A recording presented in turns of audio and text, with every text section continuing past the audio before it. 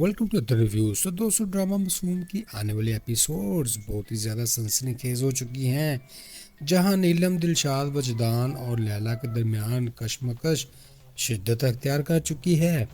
दोस्तों, लगता है कि वजदान के दिल में नीलम के लिए मौजूद शकूक अभी मुकम्मल तौर पर ख़त्म नहीं हुए और किसी भी लम्हे कोई नया इंकशाफ हो सकता है जो कि दोबारा आजमाइश में डाल देगा। जबकि नीलम पूरी कोशिश कर रही है कि वो अपने घर को बचा सके और माजी के साये को हाल पर हावी ना होने दे। दोस्तों, दूसरी जानब दिलशाद का जुनून कम होने की बजाय बढ़ता जा रहा है और हमारी प्रिडिक्शंस ये हैं कि वो जल्द कोई ऐसा बड़ा कदम उठाएगा जो न सिर्फ वजदान को के कारोबार बल्कि इसकी अज़दवाजी ज़िंदगी को भी ख़राब करके रख देगा। दोस्तों, लैला भी बदला लेने के मूड में नज़र आ रही है और इम्कान है कि वो दिलशाद के साथ मिलकर वजदान को नुकसान पहुंचाए और कोई खुफिया चाल चल दे जिससे हालात मजीद खराब होंगे।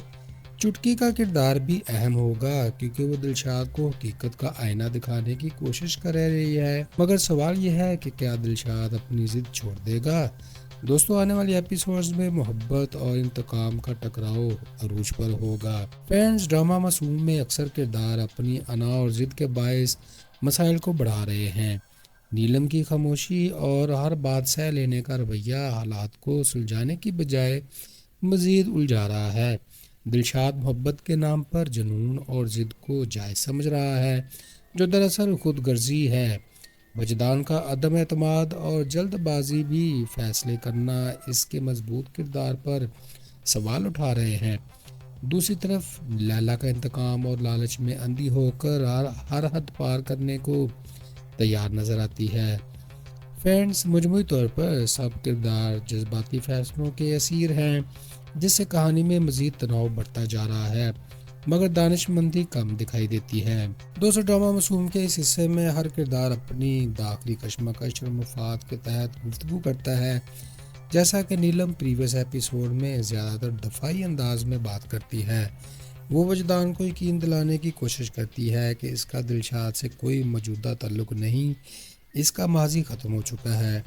और वो दिलशाद को भी समझाती है कि ज़बरदस्ती या दौलत के ज़ोर पर मोहब्बत हासिल नहीं की जा सकती और इसका घर बसाना ज़्यादा अहम है। इसकी गुफ्तगू का मकसद अपने शोहर और ससुराल को बचाना और बदगुबानी ख़त्म करना है।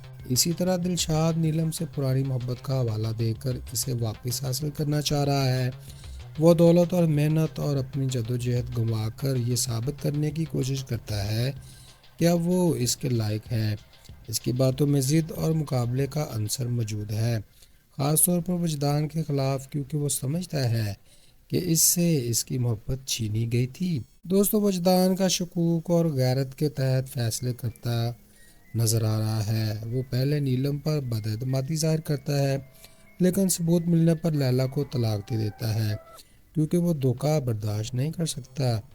इसकी गुफ्तगू का मकसद अपने वकार और घर की इज्जत को बरकरार रखना है। नाज़रीन, लैला मफाद और इंतकाम के जज्बे से बात करती है। वो वजदान को नुकसान पहुँचाने और दिलशाद को इस्तेमाल करने का इरादा जाहिर कर रही है। इसका मकसद ताकत और कंट्रोल हासिल करना है। और इसी तरह चुटकी और माँ, चुटकी मोहब्बत को दौलत पर तरजीह देती है और दिलशाद को हकीकत दिखाना चाहती है, जबकि माँ समाजी दबाव और इज्जत के नाम पर बेटी को सब्र का मशवरा देती है।